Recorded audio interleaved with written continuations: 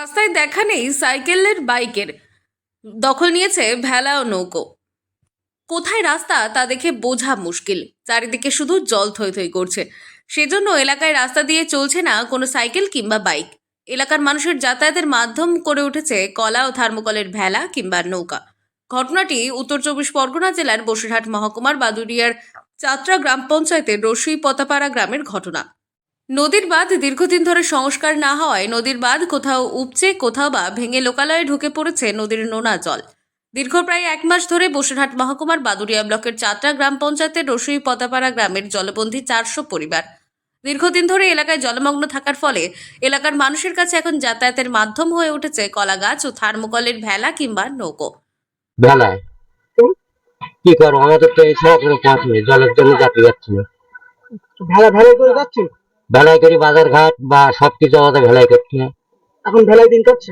ভেলাই দিন কাটছে ছোলা দিয়ে আর এই বাঁশের ছটা দিয়ে। এইভাবে কি দিন কাটানো যায়? কি করবো, এছাড়া তো আমাদের কোনো পথ নেই। কি সমস্যা হচ্ছে? সমস্যা সব দিক থেকে আমাদের, ডাক্তারের কাছে যাওয়া, বাজার করা, জল খাওয়া, সব দিক থেকে ভেলাই করে যাচ্ছি। সব বুড়ি রয়েছি, এখন কি করে যাবো? প্রায় প্রতি বাড়িতে বাড়িতে উকি দিলে দেখা যাবে বাড়ির সামনে বাঁধা আছে ভেলা কিংবা নৌকো। স্থানীয় বাসিন্দাদের অভিযোগ, পদ্মা, যমুনা ও ইছামতি নদীর বাঁধ দীর্ঘদিন ধরে সংস্কার না হওয়ায় নদীর বাঁধ কোথাও উড়েছে, কোথাও আবার ভেঙে নদীর নোনা জলে ঢুকে পড়েছে এলাকার মধ্যে। যে রাস্তা দিয়ে গাড়ি, সাইকেল, অটো, টোটো চলতো, এখন সেই রাস্তার উপরে জল জমে রয়েছে, যার ফলে এলাকার মানুষদের এখন একমাত্র ভরসা ভেলা।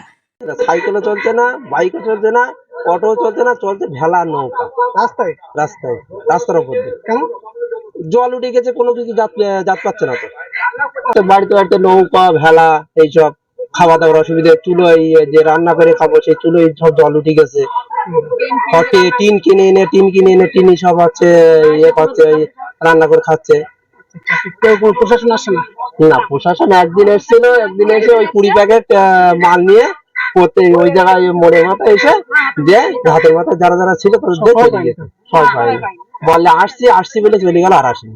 কাঠের বা থার্মোকলের অস্থায়ী ভেলা তৈরি করে যাতায়াত করছেন এলাকার মানুষেরা।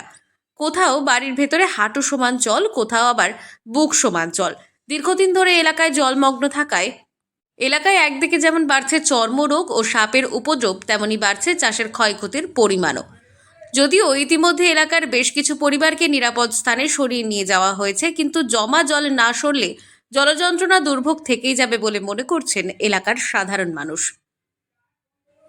উত্তর চব্বিশ পরগনা জেলার বসিরহাট থেকে জুলফিকার মোল্লার রিপোর্ট, লোকাল 18 বাংলা।